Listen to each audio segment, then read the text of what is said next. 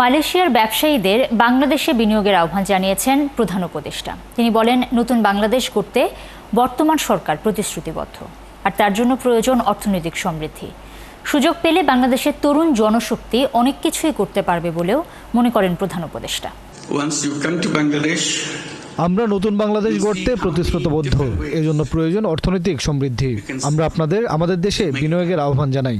আমাদের দেশের একটি বড় অংশ তরুণ, তাদের মধ্যে আছে সৃজনশীলতা। তাদের কাজের মাধ্যমে আপনারাও লাভবান হবেন। এবং আমাদের আছে বঙ্গোপসাগর, যে সাগরকে ঘিরে একটি ব্যবসায়িক আবাস গড়া যাবে। শুধুমাত্র বাংলাদেশই নয়, ভুটান, নেপাল সহ 7 সিস্টারেও ব্যবসা ছড়িয়ে দেওয়া যাবে। এর মাধ্যমে সবাই লাভবান হবে। তাই আমরা আহ্বান জানাই, আসেন বাংলাদেশে বিনিয়োগ করেন।